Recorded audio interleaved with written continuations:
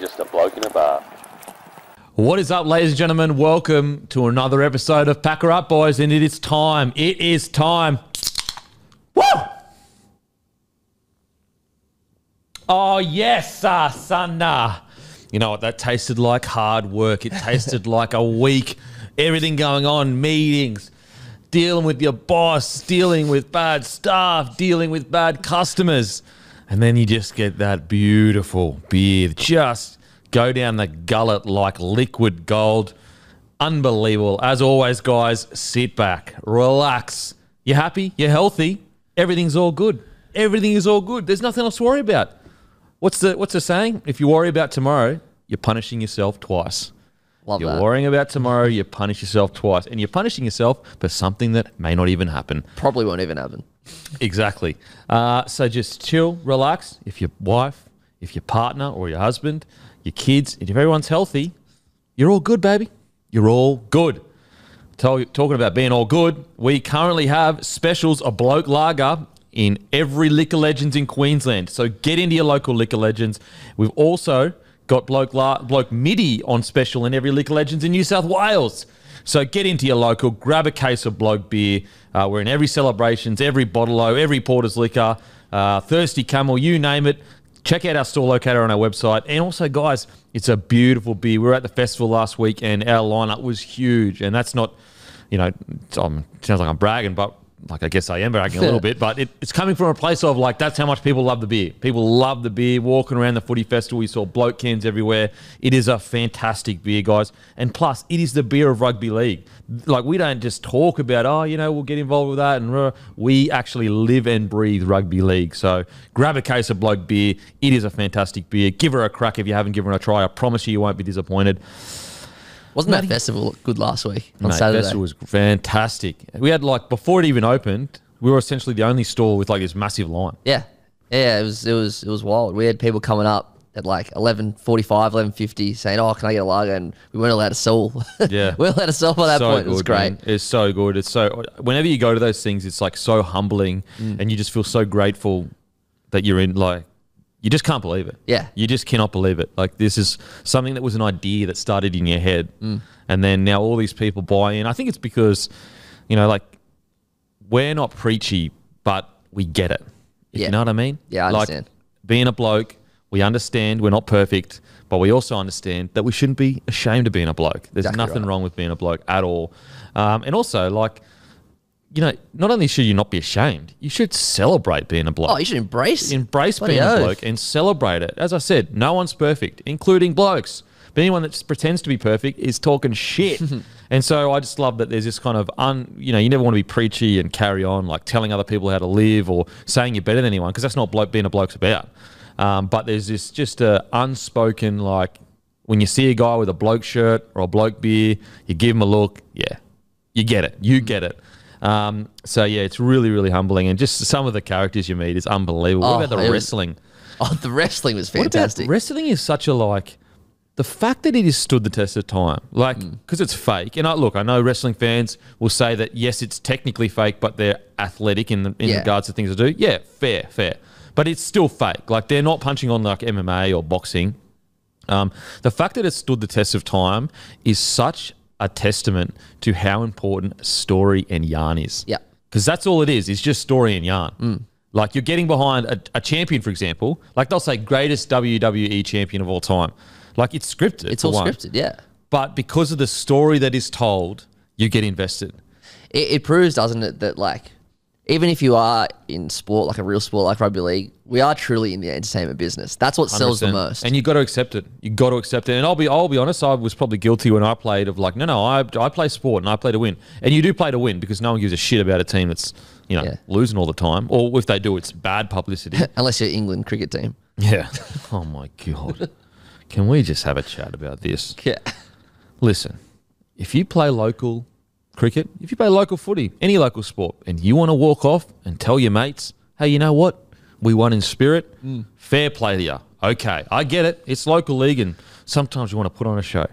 If you're representing your country and you're on millions of dollars and you lose matches and you're turning to the mate beside you going, you know what? at least we played in the spirit. Yeah. You're fucking kidding yourself. It's wild. The fact that some of them said after the 2-1 loss, yeah, it's not 100% about the result for us. Like, it's about the longevity of the game, and you're just like... Tell that to the bloke or the Sheila that spent all their money that they worked all year to come see you from a different country, a different state or whatever. Tell that to them. Oh, I'm glad you're happy that you got to play the way you wanted. I want my country to win because I just spent £200 that I can't afford. Exactly right. Are you serious? Like, fuck, give me a break. It's at the point now where it was kind of laughable at the start. It's getting annoying now how they keep... It's sad. Crapping on about it. It's sad. And we're talking about people that are way better athletes than me. Like, we're talking about people that are way more successful. So let's not mix this up with like these guys are incredibly gifted, incredible athletes, and live an incredibly successful life.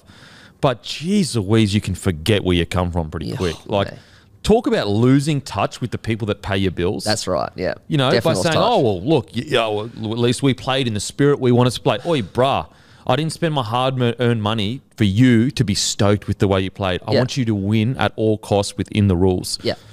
Unbelievable. I cannot believe professional athletes are actually trotting this nonsense out. Like, even last night. So it was day 1 last night. It was a great day of sport yesterday. And Australia had a good day.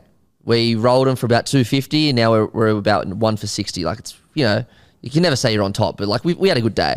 And then I saw one of the English batsmen said, oh, yeah, we said at lunch like 250 would be a good score. Like, in no universe is 250 ever a good score. Like, what are you talking about? And look, if you were a nation that's rebuilding towards something, I would go, yeah, I can understand the concept of, like, if they came out and said, you know, obviously we don't want to lose, but we really believe we're building towards something great here. We're a rebuilding nation. They're one of the, if not the biggest nation in cricket. Obviously, I understand India is, you know, but England invented the game, for God's sake. It's their game, yeah. It's their game. So to put out this absolute dribble about, you know, yeah, we won in the spirit or whatever, or like, we're happy with that. With like the way we're playing. Yeah, as I said, if you're building towards something, then yeah, I do believe there is a merit of like, if you lose a game, but you stay within the systems that you've agreed to, you stick with the process, there's merit in that. But you don't go, oh yeah, but we were entertaining. Like, what are you talking about, bro? What are you talking about? Like, seriously. I mean, one thing it has done, it's like, it's the positive though, hearing and seeing those quotes has got so many people involved in cricket that wouldn't. Oh, it's great for cricket. It's great for cricket in regards to like, you know, it's getting more exposure. But if you're an England fan, like, put it this way, if Australia came out saying that after they lost, I would be like, get out of this side right now. Like, your goal isn't to be like, oh, we're happy to lose as long as we're playing the way we want to. No, your goal is to win. Do you think that wingers in rugby league love taking scoots? Yeah, exactly. Do you think they like doing that, or they go sit in the wing and they go, oh well, I didn't take any scoots today, but at least I got to play the way I want to play, which is just scoring tries. Like, unbelievable nonsense. It's so weird. Like, I know my first instinct was to say, oh, Aussies wouldn't cop that, but English soccer fans are mental. And like, all they care about is winning. So it's such a weird thing that their country's accepting Army, it. Like, the Poms are, they're like super loyal in the fan base in regards to they show so much support. So this is nothing to do with the Englishmen. Oh, not at all. Like, this has nothing to do with that. Like, I love the rivalry we have, and I love that, like, whenever we play each other, it's hectic. It's the team. Yeah. That I just think has lost complete touch. Yeah, true. Yeah. With the fan. Like, if, as I said, I feel sorry for the English fan that they have to do that. Whereas if they come out and say, you know, we made some poor decisions in game 1 and 2, and this is coming from a guy that knows nothing about cricket. We made some poor decisions. We declared too early and too late. We'll look at going back to the drawing board and sorting it out. I think a lot of English fans will be like, yep, sweet, all right, let's do it. Like, still really disappointed. I mean, let's not forget, they lost at home. Like, they're at home right now, and they won, 4 tosses in a row. I know. Anyway, so that dribble is just shocking. I actually, no, and I'm not saying this in a condescending way. Like, I genuinely feel sorry for the English fans, because if Australia came out and said that, I would want him removed from the team. Yeah, it's a good point. I didn't think of it like that. If that was an Aussie get him out cricketer, I'd be furious. Now, if he said, look, disappointing about the loss, but I feel there's a lot of good signs and we're building towards something great, I'd be like, yep, that's totally fair. But not really disappointed with the loss because we were entertaining. Like, that's outrageous. It's crazy. It's just nuts. Oh my God, I can't. And as I said, what's so surprising, I could get it if we were looking at a bunch of rookies or a nation that, you know, may have been that successful. We're talking about gun cricket players. Gun cricket players. The best in the world, essentially.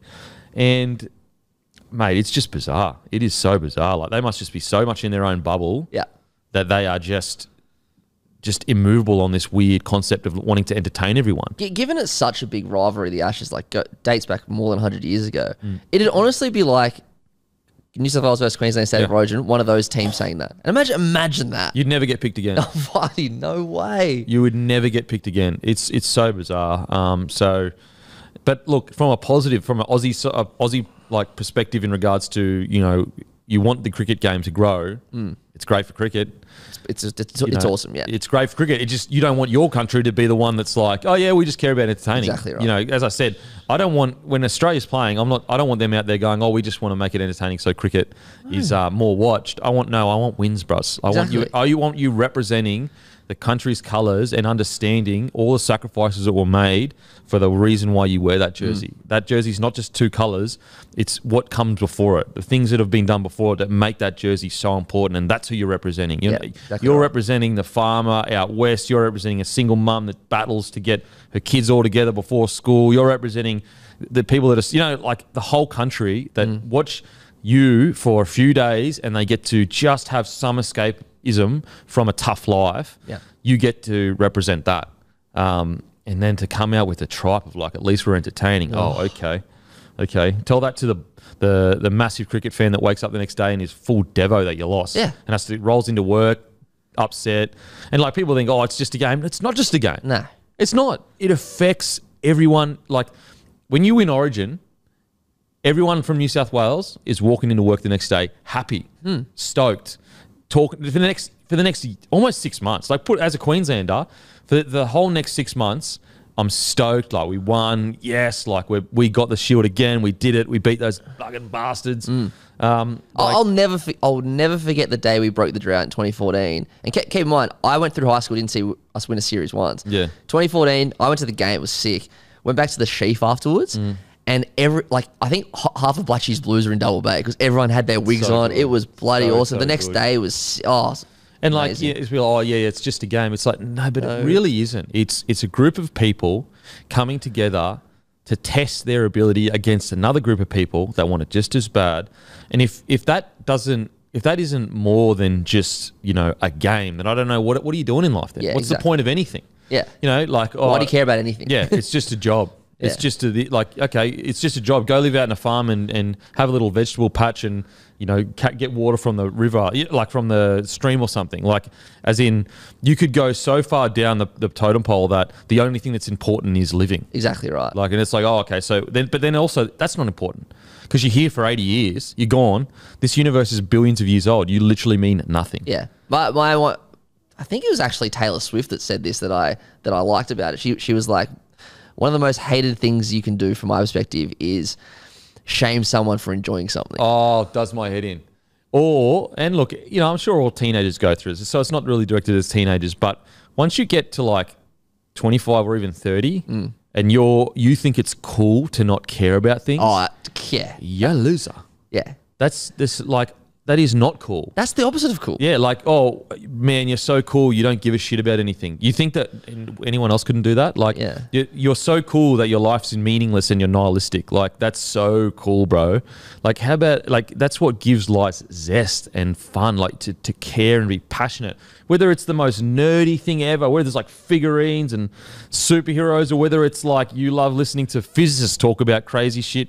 Whatever it is, being passionate about something is reasons for living. Exactly. Like, for example, like this morning, one of the trainers at my gym, his name's Bruno. Like, obviously, and trainers are always, you know, pretty alpha blokes and, like, you know, always faster, fitter, stronger than their clients. And I was just talking to him and he's like, you always have this perception of people, what you think they're going to be. And then I'm like, oh, what are you doing this weekend? He's like, oh, I think I'm just going to go home and paint.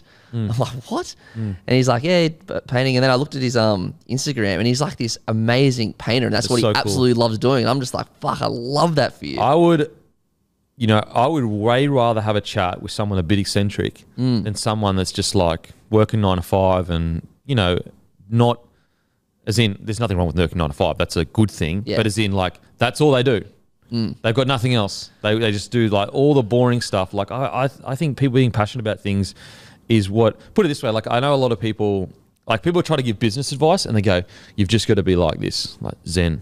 Like you've got to be just really like, which is like, I understand the idea of like people thinking that in business, you just need to be completely unemotional. I get that. But look at all the great businessmen. Do they look like unemotional people? They're highly emotional, highly up and down. They ride the roller coaster. You're never going to achieve anything great by being like not caring about something. Exactly. Like that's what makes you achieve something great is by caring about it so much that you do anything to get the job done. So yeah, the whole I've never, and I hate when like there's a group of people that laugh at someone that is really passionate about something. That drives me insane. You know what I mean? And it's like, so they're the people that don't care about anything, like nothing matters. And they're laughing at the person that actually gives a shit. It's like, no, actually, yous are the losers.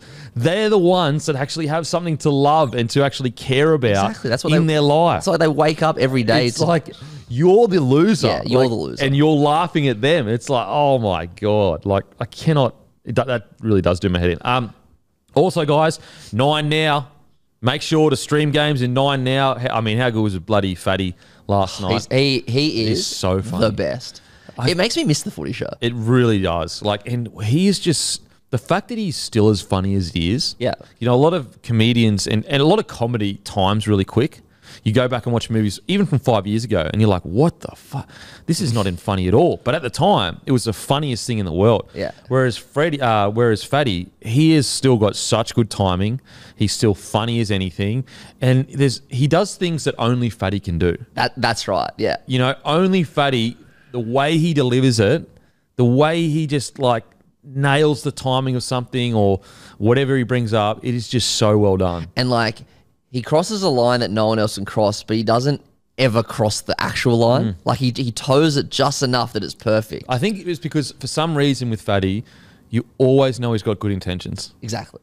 So it's like he gets a bit more, like, I guess he gets further along than other people do when it comes to getting to the line. Yeah. Or he can go across the line, but you know it's a joke. You know he's not being serious. Whereas like some other people could say the exact same thing, but because their intentions may not be as clear, that can be used against them. Whereas like if you were trying to have a go at Fatty, you'd go, mate, do you really think Fatty meant what you're saying that he meant? Like, relax. But he's yeah, the best. Make sure to watch 9 Now, stream live NRL games for free on 9 Now. If you haven't tried it in a while, guys, I'm telling you, outside of the halftime ads, there's only, when they score a try, there's a single ad and that's it. By the end of the game, it's only like a minute behind the other networks. So it's not like you're sitting through getting smashed with ads, which is like, I fell into that trap a while ago thinking, oh man, I'm going to smash it. It actually doesn't happen, which is really good. At least on 9 Now. I'm not sure about normal TV, but on 9 Now, it's just when they score a try. Obviously, Thursday night was Roosters versus Broncos. They got Storm Eels Friday, and then Sunday, Titans v Cowboys. Download the app, watch it. If you've got the opportunity to watch it on 9 Now, watch it on 9 Now because it helps the bloke community, and we've actually got some cool interviews lined up, and that's all thanks to 9. So the more you guys support it, the better it is. Now let's get into the game, eh? Broncos defeat the Roosters. Paddy Carrigan gets his first try. You know That was the best. So good. So good. What I loved about this performance, I spoke about it on the podcast. I think it was on the captain's run.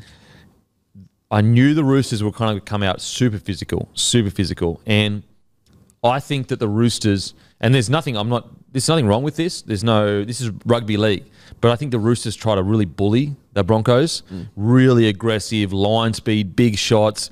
And I spoke about it on the captain's run. I said that they're going to be hyper aggressive. It's going to be to see whether the Broncos forward pack withers under that pressure and gets either withers, lashes out, and lashing out is bad because then you're getting too emotional.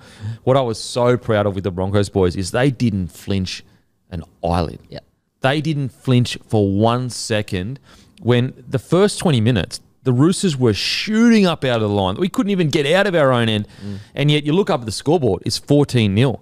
And so not only were they not willing to be bullied, they refused to back down. They made their own big shots as well. But also, they're such a side that, and I think that they're probably the best at it. Maybe the Panthers are number one still. But the Broncos are close to being the best at scoring tries against momentum. Like, you think that you have them just completely locked down. You look at last night, Roosters had them locked down. Yep. And then every single miniature chance they had, the Broncos scored a try against momentum. Well, you're right, because as you said, they had them pinned down there. But I'm pretty sure the Broncos' first 2 tries came off their first 2 sets in good ball. Yeah. Which is just obviously Trent Robinson would have been, I watched the presser, he was probably not happy at that. But you listen to Kevin Walters, he was like, even though the score was 20-0 at halftime, he was like, it was such an even first half. That was 100% that was so, like, Roosters were great, Broncos were great. It was physical. Obviously, the game kind of got a bit messy in the second half, but yeah, it's crazy how you're right. The Roosters just attacked with their defense, but the Broncos took every chance. And they just withstood the pressure. They refused to buckle. And, Roosters were, they were facials on the ground, all that kind of stuff, which is part of rugby league. Yep. And, even Payne Haas. So Hargreaves obviously head high as Payne Haas. Yeah. Very easy for Payne Haas to get up and start swinging and get angry or get emotional. He just stands up, takes the next hit up or hit up a couple after, tries to put a shot on Hargreaves. I just think that was probably their most mature performance of the season. And I actually think, and this is no disrespect to the Roosters, I actually think the score flattered the Roosters. Absolutely. The Broncos were in control the whole game. Yep. The whole game. I will say, look, I know the Roosters got a lot of penalties against them in the first half. To be honest, I thought they were holding down a lot, and I thought they were offside quite a bit. But I got to say, and I know it sounds very like, come on, bros, you won. But we are so inconsistent with these head highs. We're so inconsistent. Look, if you want to say to me that Hargreaves on Payne Haas is not 10 in the bin, then there's 100 other bloody head highs that shouldn't be 10 in the bin. Yeah. That was direct and forceful. That was, I as soon as it happened, I didn't even need a replay. I was like, fuck, he's gone here. Direct and forceful. Yep. That's literally what they keep saying. Like, so Valentine Holmes last week, you don't even know whether the head hit. What we all agree on is the head hit due to the whiplash. Like, as in his head came forward onto his shoulder. He got up. He was fine. So you're telling me that the Holmes one is definitely 10 in the bin, but Hargreaves, direct contact to the head of a guy that's 6'4" or something, that isn't 10 in the bin. Holmes was whiplash. It makes no sense. And you know what? The charge was the same. Grade 1 careless. It makes no sense. It makes no sense how that is not 10 in the bin. It's direct and forceful. And as I said, I'm happy with it not being 10 in the bin. I'm happy with it. But we have to get consistent on these calls. It's outrageous how inconsistent these calls are. You don't know what's going to happen. You don't know what's going to happen. And so you go into a game and, you've got Valentine Holmes now who's like got 10 in the bin. Could have cost him. It didn't. And then you go to the next game, Hargreaves, genuine head high, and it's not 10 in the bin. And so you just don't know. It's a lottery. And as I said, I'm happy for it not to be. Put a penalty, deal with it after, Payne Haas is good, all good. But it's just, you have to ask yourself, if Payne Haas stayed down, what would have happened? Exactly. He definitely gets 10 in the bin. Sin bin. So we ref on optics. It's purely on optics. Because Payne Haas jumps straight back up, then it's not a 10 in the bin. To be like, and I know we disagreed on Jesse Arthur's one last week, but Hargreaves was worse. But even that, like, whether or not you think that was a sin bin, he got sin bin because Taff was on the floor and bleeding. Like, you know what I mean? Well, what's harder? A dude literally slipping over, and he's honestly, he's at your nearly hip height, and you collect him with your tackle, or a guy that you can see him coming to you, he's upright, you have all the time in the world to pick your target, and you still forcefully hit him in the head. It's Payne Haas. And it's Payne Haas. You don't get 10 in the bin, but Jesse Arthurs does, which, again, as I said, if you want to keep it so that, that isn't 10 in the bin, I'm happy with that. I'm happy with that. It's part of rugby league. Sometimes they can get clipped in the head, but it's just the inconsistency. Yeah, exactly. It makes no sense. And the problem is that when we get into finals footy, I guarantee you, 1 week, someone's going to get 10 in the bin. Yep. The next week, I guarantee you someone gets away with it. And it's just got to stop. It's got to stop. On top of that offside try was one of the most outrageous calls I've ever seen. Ridiculous. We go to the bunker when a dude's bloody toenail is out, for everything. The ref pre-calls offside how could it, that looked like so normal, that try. So normal. The ref pre-calls offside, and then the bunker just goes, we're just going to support. Doesn't even say that he is offside. I know. They just say we're supporting the on-field call. It's ridiculous. And tell you what makes it even more ridiculous. You look at the screenshot. It 1 in a million how this happened. So it was Ezra Mann that kicked the ball, I'm pretty sure, and it was Tony Staggs. They're both standing on the scrum lines, which are, and they're on the exact same line, which are the exact same on the field. And Staggs is clearly below the line, and Staggs and Mann is half. It's so obviously onside. It's outrageous. I like. Firstly, you're right. I can't believe they called it offside. That they never call that offside. Just offside. Yeah. When does a ref ever do that? Never. They go to the bunker. That's the first thing they check every time. But then for the bunker to not to get it, like, come on. And also the bunker just to immediately say, it was only like one replay. He just goes, we're supporting the on-field call. So because I texted you about it and I was like, I asked, was that offside or was that really offside ? Because I only saw one replay. Yeah. Because they didn't show off that. And I was like, bizarre. And look, it doesn't matter because the Broncos were outstanding and they got the win. But decisions like that are going to cost teams big games. We're getting into a period of the season where there's about 4, or probably like, you could say 6 teams that they may be out of the finals if a call like that goes against them. And it's just, we have to sort this out. We have to sort this out. We have the closest competition we essentially have ever had. That can cost games. And I know people think, oh, it's the Broncos, that's why you're talking about it. Guys, if anyone listens to the podcast, you know I talk about these calls when it has nothing to do with the Broncos. We talked about the Cronulla Sharks when they were trying to come back last week with the forward pass on Nico Hines and then the grounding rules. That we talk about it all the time. So it's not just the Broncos, but anyway, let's get to the positive. Positives for Broncos is, geez, they look good. Their defence was outstanding. They're the real deal this year. Now, Penrith are still out and out favourites. The biggest challenge for the Broncos is can they play 3 matches in the finals at the best of their ability? That's the biggest challenge. In a one-off game, I think they have a 50-50 chance of beating the Penrith Panthers or any of the other teams in a game. I honestly don't think the Broncos at their best, I honestly don't think that there's any other team that is that much better than the Broncos. The difference is Penrith Panthers play their best fucking every game. Yeah. That's what makes them the best side in the comp, in my opinion. And if they play their best, they're going to be extremely tough to beat. I reckon, though, in a finals game, I reckon maybe South, maybe that's me being biased, but I reckon Broncos would go in a favourite every game except the Penrith game if they were to verse anyone else in the comp. I'd agree with that. Like, put it this way, you got Reece Walsh, best fullback in the game right now. Yeah, and Walsh barely did anything last night. Yeah, well, and like in the first half, he had some really good stuff, and then he has to fix that stuff. You know what? He's so close to greatness. Yeah, he is like right there. But that's what's scary. Like once he still had some, as you said, some like that kick for me, like some unbelievable moments. Yeah, but he had some shockers, and he was quiet in a bit of the game as well. But once he figures it all out, he's going to be the best fullback in the comp. Once it clicks, he'll be this generation's Billy Slater. Yeah. Now I don't know whether he'll be as good as Billy Slater, but the way he hits the ball and changes his speed, ridiculous. No one else. The difference that he has to all the other ball playing fullbacks is he can ball play at top speed.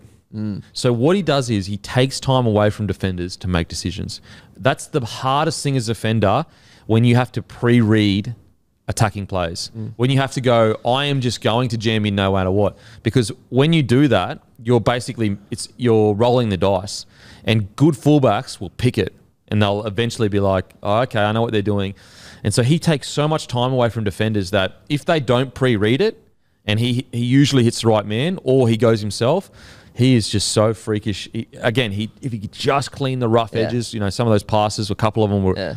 He is just so gifted. I just think, because he's so emotional, he's a really emotional guy, and all he needs to do is just get his head right and just go, you know what, run first, pass second. If he thinks run first, pass second for most of his playing time, he'll get it right more often than not. Yeah. Whereas when he thinks pass and he's hesitating like off the bat, that's when I think he starts to make he can make an error or two. Yeah. When he just goes, just pin the ears first and then see what happens, he just tears teams apart. And I guess that's what made Slater so good too. He was run first. And also, like, Billy Slater didn't come into the grade as the best fullback ever. No. He got dropped one year. Like, he took time to really develop his skill set. Yeah. You know, he wasn't a ball player. He was just a ball runner for the start of his career. And so what's crazy about Reece Walsh is he's already got ball player and ball runner sorted. It's just his head game. It's just his mental. Once he fully matures, he's going to be unstoppable. And like, he's a kid basically still. He's 21. Like I love I know, like, obviously his running is the best. I just love, and he did it against South last week. I reckon the best one of the year, I think it was against the Raiders. I'm going to say late May. Is just that cutout he does to Cobbo. Yeah, it's so it good. is at top speed too. It is, and because if you give Cobbo a sniff, he's beaten everyone one-on-one. It's going to be one of the best combinations. I've got so much like respect for Cobbo because he's been on the wing, and guys that are as talented as him usually suck when they're not in their preferred position. And I think Cobbo does want to play fullback. And he hasn't. He's been on the wing, and he has played every game this year with a smile on his face and ripped and teared. Yep. And I just think that's such a good sign for Cobbo that he just loves to play rugby league. A lot of people say they love to play rugby league, but then they don't get the position they want, and all of a sudden they suck, they don't have a go. Cobbo, whether he's on the wing or he's in the forwards, just loves it. Yeah. I got so much respect for a guy, a superstar. He is a superstar, could get the biggest contracts. He could be agitating for releases, and I mean, he could easily get $1 million on the open market. Oh, easy. Probably easy. 1.2. Yeah. You telling me the Tigers or the Bulldogs wouldn't pay 1.2 to have him at fullback? Mate, of course they would. Or even the Dragons.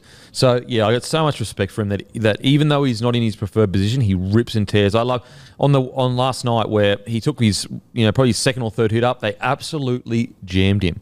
What happens next set? He just goes, sweet, just runs it hard and straight again. It is so, I love it. I absolutely love it. Payne Haas, once again. He's unbelievable. He is truly unbelievable. We've never seen anything like it. Like, we've got guys that have better resumes in regards to winning premierships and all that. I've never personally seen a front rower his age do the things that he does on a footy field. Yeah. Well, I've never seen a front rower any age do what he does on a footy field. It is just, it's relentless. He must be a nightmare to play against because it just never stops. Yeah. I think what I love about him is he's ticks every box, right? But he'll make a try-saving tackle in the 80th minute when it's 30-2. You know what I mean? Like, he's got so much ticker, Mate, and to have that much ticker with that size, that strength, that skill, he's got greatness. He's already great. He's already great. Yeah. And the only thing I'm missing from his resume is premierships. And once he starts getting those under his belt, then he does go into one of the greatest front rowers of all time. Bloody oath. And that's the only thing missing. Yeah. And also, if he does, let's say the Broncos do win a premiership in the next few years, he has the rare, I guess, feather in his cap that he took that Broncos team from the bottom of the table, wooden spoon, a disaster, all the way to a premiership. Whereas very rarely do you find a player that takes a team from spoon to premiership. He's done that. Yeah. He was there before Paddy was there. Now, obviously, Paddy is like essentially the captain. I know Renault is, but you know what I'm saying? Yeah. So Payne Haas, he's an incredible player. And think about all the stuff he's had to deal with off field that has nothing to do with him. I know. And he just rips and tears, turns up every time. So I couldn't tell you the last bad game he had. I honestly can't remember it. You know what? Not even that. I couldn't tell you the last 7 out of 10 game he had. He is just so, so good. It's so good to watch. He's just... And I think he will stay the Broncos. I just think that what they've got going on there is too good. They got greatness coming, the Broncos, if they all want to stick together. Like Willison, the young fella. He's massive. He's a unit. Massive, great attitude, good footwork, runs it hard and straight. Then you got Kobe Heatherton snapping blokes. Paddy Carrigan. Paddy Carrigan, in my opinion, would definitely go down as a GOAT. Oh, he's amazing. There's no... Unless injury smashes his career... Yeah. He won Player of the Series in his debut Origin Series. Yeah. Doesn't get spoken about enough. Debut Origin Series in the forwards. Yeah. Yeah, mate. Amazing. And he was one of our best this series. Yeah. I reckon Carrigan, I've never met him, but like you can just tell. I reckon if he was the worst player in the squad, I reckon he'd still be one of the most popular. He just looks like a freaking legend. The boys love him. The boys love him. You saw when he scored that try. That was fantastic. So yeah, the Broncos really good. It's just a matter now, like don't have the easiest run home, keeping their heads on, Don't go crazy. Like, don't get ahead of yourselves. Don't come out next game and think you can score off every set. Because I love the fact they came out and went 10 sets for 10 sets. You know, I thought Herbie did a good job defensively on Joey Manu. Really good job. Really good. I mean, Katoni was outstanding as well. All of them. Dean Mariner, he was phenomenal. They all played outstanding. I mean, 2 of the Roosters' tries were off kicks. I know. Yeah. So, yeah, really good. With the Roosters now, look, really, really concerning. And the concerning thing is, and this is not to be condescending or disrespectful, but they genuinely tried. Like, their effort was all there last night. They were ripping and tearing. They just were nowhere near the pace. They just can't score points. Like, they don't look as fast. They don't look as explosive in attack, at least when they get into good ball. You know, even like a guy like Joey Manu is struggling at the moment. We're talking about Joey Manu. Yeah. Golden Boot winner last year. One of the best backs we've got in the game. They are really in dire straits. Yeah. Because what changes next year? That's the thing. Their roster can't get better. I don't have the answer. I think as well, like, yeah, they tried hard, but their discipline last night was terrible. Yeah, they went like they were almost trying too hard. Yeah, because like I know Roosters fans will be like, oh, a lot of those penalties were bullshit. Like, and look, obviously I must be biased because I'm with the Broncos. I don't think they were. Nah, their penalties were genuine holding down, genuinely offside. I thought they were pretty warranted, and also the penalty count ended up being like 9-8 or something. So it's not like you got smashed in a penalty count. It was essentially the same, and you know, we had the ref tackle one of our players. Oh my god! Get out of the way! Oh. And then obviously the Katoni Stags, which was definitely a try. Like, yeah, like it was essentially an even penalty count. Look, their completion, some of their passing, pass selection, they just didn't seem to be going all in the same direction. It's going to be really tough conversations with some senior players there, I think. Yeah. I think Kiri is such a good bloke. He is such a good bloke, and he's had such an incredible career. And who knows, maybe he can bounce back, but I do think there's going to be a lot of pressure on Kiri at the end of the season, unfortunately. Yeah, me too. I wonder because Sam Walker's going to come back. I just wonder what's all going to happen on with that. That is just weird, that stuff. So strange. Scans for maybe an ACL. And look, I'm probably talking out of turn. I'm obviously not, but I just never have heard that before where he either is playing next week or he's out for the whole season. Yeah, that's it's odd. Strange to me. And then maybe it's a really unique medical case that they're dealing with, and so full respect to that. But just with like the layman's view, it just seems strange. Yeah, especially we're at this weird stage now, and Souths are pretty bad at it as well.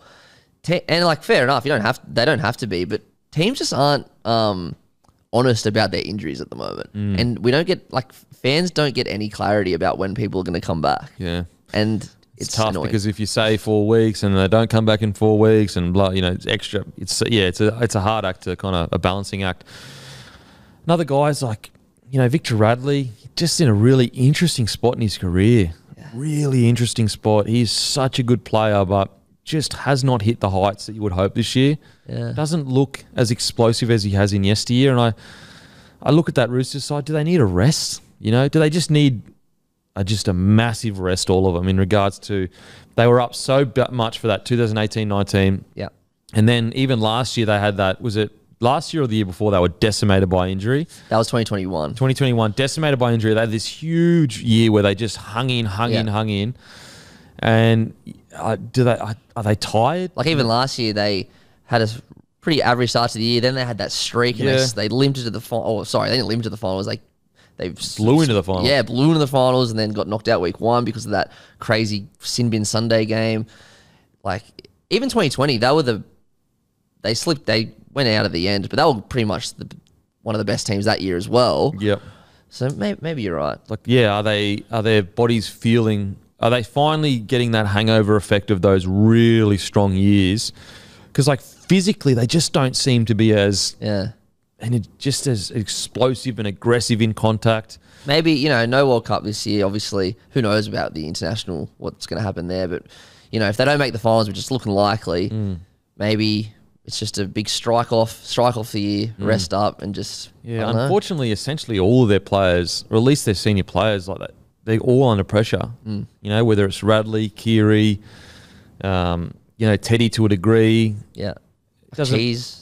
Jesus, they're all under pressure, and I just you don't know whether, because all of them haven't had their best year, you don't know whether it's, if all of them aren't, then is that the problem, or is the environment that's not as good as it was in yesteryear? I don't know. Yeah. You don't know. But it So is weird. We always talk about, when you go back to back or you try to go back to back, you're just fatigued. As I said, I wonder whether they're just a fatigue squad. Yeah. They just don't have the same energies they had a few years ago. It looks like it because they got, on paper, as we said all year, they're amazing. But maybe that's it. Yeah. That looks the most likely anyway. I think there's going to be some really tough conversations at the Roosters, unfortunately. Yeah. Because, although they've fought gallantly, real gallantly, these last few years, and they were my premiership favourites, I think, this year, they haven't really fired a shot since their 2019 premiership. No, not at all. They haven't gone deep. They haven't made a prelim, have they? So basically, 2018 they won, 2019 they won, 2020 they were good, and then they finished the year really poorly and just went out bang bang. 2021's the injury year, and then 2022 knocked out week 1. So yeah, the furthest they've gone in the last 3 years is week 2 of the finals. Yeah, that's crazy for the roster they've had. Crazy. Also, guys, don't forget Shoe Grab, brand new partner. If you like casual lifestyle wear, they got all kit, everything. Plus, they're Australia's #1 sneaker marketplace. Use code Johnson to get $30 off selected shoes. You just type in "bloke in a bar" on their website. It'll show you a bunch of different shoes that will give you $30 off. That is such a good deal. It's a friggin' unbelievable deal. Yeah, my running shoes have fallen to pieces, so I'm gonna take advantage of that. That's why, with most partners, I try to get deals where I'm not just advertising, I'm giving discounts and stuff to fans, because you're getting something then, rather than and not look, we'll take on sponsors and just ad read. Of course we will. We're a business, we have to pay bills and that. But in a perfect world, I'd love for us to be able to give something every single time we do an ad or anything like that. Anyway, let's get into tips this week. Also, massive shout out to the Titans winning Golden Point in the NRLW. Very good. Tigers versus Rabbitohs. Rabbits. I think they need to just make a statement tonight. I don't reckon Rabbitohs will lose a game for the rest of this in season. I just think that look, you never know in rugby league because of injuries and everything like that. But I just think that they're going to turn it on. I think so. Yeah. I'd be shocked if they don't. Yeah. And it starts tonight. They need to make a statement tonight, because you're right. They got a pretty good run. Pretty easy run. They got Tigers. They got Sharks in Perth. They got Dragons in Cairns, I think. Knights away, which Knights away could be anything. Then Roosters. So as you said, very winnable games. Yeah. But also if you can't go on a run here, you're not going on a running. And that's the point. We need to. You need to go on a run. And if you're not going to do it now, you're doing it never. Because if you can't do it against these teams, you're getting towed up against. Then you're just making up numbers in September. Storm v the Eels. I always pick Storm after they have a bad loss. Craig Bellamy's teams don't go back to back. At home too. Yeah, against Para. Obviously brought to you by Sportsbet, guys. Brought to you by Sportsbet. Gamble responsibly. The legends over at Sportsbet. Best partners ever. Seriously. They're awesome. So good. So good to work with. Eels are paying $2.70. I don't mind that. But I'll probably go Storm at home. Raiders at Knights. This is a tough one. I think I went Knights on Monday. I think I'm going to stick with it. Okay. Where are you going? What did I go Monday? I don't even remember. I can't remember. Yeah. I'll just go Knights. I can't remember. Dragons v the Seagulls. Dragon paying $2.80. Seagulls $1.44. I know you're heavy on Manly here. I reckon Dragons. Really? I just think because Manly are missing a couple of people in the forwards, and that's the last place. Front row's the last place. They don't have any depth there. I hope the Dragons win, because the DMP will be the so best. good. He'll be the best if they do. And I want that mad Dragons guy to get one over Hellas. Oh, actually, I forgot about that. Yeah. Oh, please, Dragons win. That'd be hilarious. Yeah. They haven't won down there since 2003 as well. So could you imagine if they lose to the Dragons? I know. Maybe that's why I tipped them. Oh my God. Penny Panthers $1.13. Sharks $6.05. I'll go to the grave with this take. Yep. $6.05 is crazy value. Yeah. I know I'm still picking the Penny Panthers, but we're talking about the Sharkies here. They do have good footy in them. They could beat any team. Any team. Yeah. $6.05, $6.05. The Tigers are only $8. Yeah, I agree with you 100%. It's definitely tipping Penrith, but Sharkies, man, they're a good team. They're just not playing well. Yeah, whatever the line is. I'd love to see that. What the line is, because if they're $6.05, I'm going to guess it's about 17. Mate, take that. Take that every day of the week. Canterbury versus the Dolphins. I think the Dolphins are in for a big one. I really do. I think they're gearing up for a late charge. We know how gritty they are. Wow, I was right. 17.5 exactly. Jeez, you know you're punting. Wow, I wish I Mate, was. take that. Yeah. Take 17.5. That's good. Good. That's really good value. Damn, baby. I'm going Dolphins. Yeah, Dolphins, me too. Titans, Cowboys. I reckon Cowboys are the big win. Yeah, I reckon Cowboys. Next week, Cowboys vs Broncos.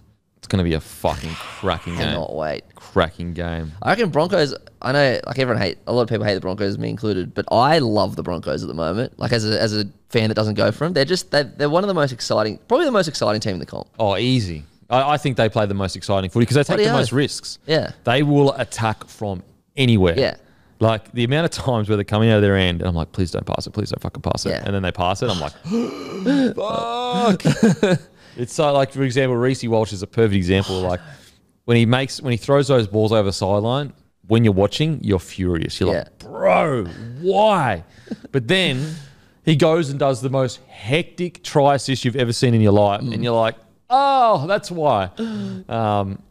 Mate, he truly is. Greatness is ahead of him. It's all up to him. It's all up to him. You know, he is just so talented and tough and passionate. Everything you would want in a fullback. His toughness is the best thing. I love it. Because he doesn't, everyone looks at like Craig Wing, Cam Murray, you know, blah, blah, blah. Reece Walsh is another one. Just because they're 10 out of 10. Doesn't mean they're not tough. But he's tough as. Yeah. Also, don't forget, guys, use code STAGS and MENULOG to get free delivery when you spend $15 or more. We are now offering this in New Zealand, so make sure, New Zealanders, you can get $15 when so you can get free delivery when you spend $15 or more. Now let's get to a weird story. British Airways served KFC to passengers after issue with in-flight meals. A 12.5-hour flight from Turks to Caicos Island faced some issues with its normal meal service over the weekend, so resorted to the unusual alternative with there being limited meal options at the airport. Footage showed BA staff with tongs and buckets of fast food delicacy as they worked the aisles of the aircraft. However, not everyone was pleased with the portions. Mate, if you're getting KFC on a plane, shut the fuck up. That's what I mean. That's what I'm thinking. Shut the fuck up, bruh. Surely you're getting better portions than the shitty aeroplane food. I'd rather get one KFC piece of chicken than get a full meal of that airport nonsense. Mate, airplane nonsense. We flew, I think it was Emirates over to maybe like when we're going to Europe, and there's literally a section that's like a bar. Yeah. And it's just so bizarre to be like, there's a bar in the air in a plane. You know what I mean? And like what's weird is like that you pay for these really nice tickets, obviously as our honeymoon, but you don't do. The only thing you use from it is the fact that you can lie down.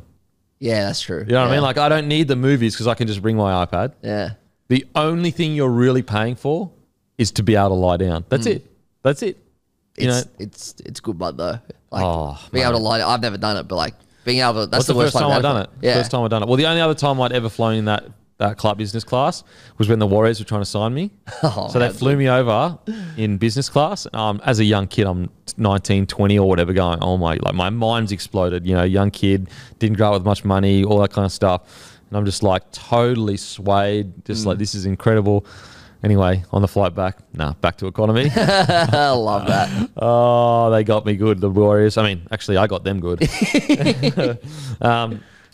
Yeah, so if you're getting KFC, relax, bro. I know. How good is getting KFC on the plane? You know what is? You know the dumbest person on the fucking planet Earth is the person that thought making cars' horns beep when you lock them is a fucking good idea. Yeah, fuck, I never thought of that. It's so true. Bro, how many heart attacks have you given? Yeah. It scares the shit out of everyone. Who's sitting next to a car and they lock it and then you just beep? Yeah. You're literally like, what the fuck is going on here? Like, who thought that was a good idea? I know. And why? Like, what's the point? Surely there are other sounds it could make than the fucking horn going off. Yeah, just make a little click. Jeez Louise, so uncouth. Yeah. So uncouth. Especially when you're at Westfields and you're in like an underground car park and the sound bounces everywhere. Bounces everywhere. Everyone fucking thinks there's a war about to start. Just getting on the ground. Mate, like it is, if you're still rolling around with the horn blaring when you lock your car, you should leave the car unlocked at all times because when you lock it and the horn blares, you're a worse person than if you would leave the car door open because fuck me dead. You're worse than a potential car thief. 100%. Matter of fact, a car thief has a right to steal your car if it has that. Yeah, I agree. Because you know what? We want the car thief to go on a joyride and burn your fucking car for all the damage it's done to my ears and my nerves. Every time, beep, you're just like, what the hell? Why do you need that to know that it's unlocked? And then I'm angry for like 15 minutes. Oh my God. So whoever invented that, you're a fucking shit bloke. Oh, really shit bloke. Speaking of shit bloke and angry 15 minutes, I should have written this down. So last night we had the Matildas, the footy and the cricket all at the same time, and even the swimming. So I went to a sports bar just around the corner and the footy commentary was on. And which is whatever. I was watching the footy anyway. And then this group of like really, really intoxicated people wanted to get the soccer commentary on. And then they just kept harassing the bar staff. And then I happened to be getting a drink at the same time, and he's like, "Oh, sorry, mate, sorry." I'm like, "Oh, what's the problem?" He's like, "Yeah, I just want to get are you watching the footy? I just want to get the soccer on." And I'm like, "Oh, I'm just watching the footy." And then I just walked off. But he took that as that I wanted the footy commentary on. So then this like guy and like two girls started absolutely giving it to me, and this bloke saying, "You guys are never at this pub. The Australian Matildas are on, blah, blah." And I didn't know what was going on at this stage. I'm like, what? We're looking around going, what the fuck are you talking about? Yeah. Anyway, eventually she explained. She's like, "We want the soccer." I'm like, I don't care. Put the fucking soccer commentary on. I don't give a fuck. Anyway, made this huge song and dance about it.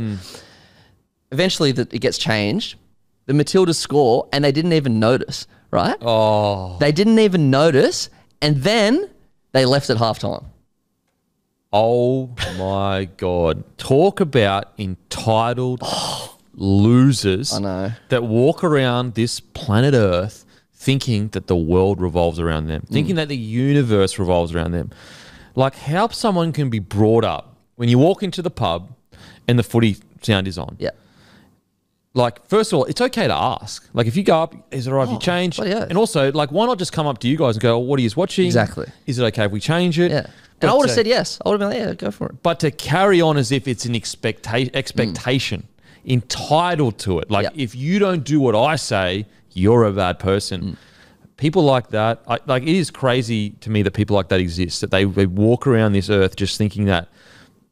I can never understand how you can, like, walk into a room and not be cognizant that there are other people that are dealing with things too. Or there are other people that are living a life that's just as important as yours, that has just as much dramas in it. To go in there and scream at you and basically abuse you when you literally were just like, oh yeah, just watching footy. Yeah. Even if you said, no, I want to watch the footy and it was already on, so you keep it on, you would have a right to say that. Exactly. You would have a right to say, I want to watch the footy with the sound on. Yeah. But the pub can choose because it's the pub's decision. Yeah. Mate, so entitled. I know. And they were like over 50 years old. Like they weren't young. Oh my God. So they're just drunk, carrying on. It was just, it was I bad. just never get selfish people. Yeah. I just don't, like, obviously we're all selfish at times, but like people that never empathize of how is my actions going to affect the person next to me? What am I doing that's going to make them feel uncomfortable? And there's plenty of people that are guilty of it, that do dumb shit, that only think about themselves. And like, look, I guess drunkenness does excuse a little bit, but geez, when people go, oh, sorry, like I was drunk. No, you're just a dickhead. Just a Derek, Just a dickhead, bro. Or like, I hate when people are like, oh, I'm just honest. Oh, I just say it like it is. Oh, okay. So you don't give a fuck about what anyone else feels or thinks. You're just going to say it like it is. No, you're not honest. You're just a selfish, entitled piece of shit. Yeah, because you think that you're being honest because you think that your truth is everyone's truth. Exactly. Your truth is more important than everyone else's truth. And you don't care how it makes anyone else feel. You don't care about that there's like other people and we're a community and we should always try to like be cognizant of how everyone's feeling in a room and how we're affecting people. Like, now, don't get me wrong. There are some people that take advantage of that shit and get offended at everything. And then you're like, oh my God, now you're taking advantage of the good people. So you're just as bad as the people that don't give a shit. Yeah, exactly. And so all of us in the middle, which is the quiet majority, when we see all this crazy shit on the news, everything, all the quiet majority that are very reasonable, would sit down and talk, we get lumped in with all you fucking weirdos. And then you crazies from either side are fighting each other and we're quiet in the middle just going, oi, can you just be reasonable? Yeah, just be reasonable, please. Unbelievable. Anyway, well, you know what? I hope those people have a bad hangover. Yeah, me too. I think they would. They They were terribly drunk. Yeah, talk about loyalty. Talk about turncoats. Come in, watch half a game of the Matildas and bounce. At least you watch the bloody whole game. Exactly. Unbelievable. And the Broncos won, which is always good. That is us done and deuced. Make sure to grab a case of bloke beer from your local. If you're on the way home, pop in, grab one. I promise you, you won't be disappointed. We're in every celebrations, every Liquor Legends, every IGA Plus liquor, every bottle-o in New South Wales and Queensland. And as usual, I'll go and fuck myself. Thank you. What's gambling really costing you? For free and confidential support, visit gamblinghelponline.org.au.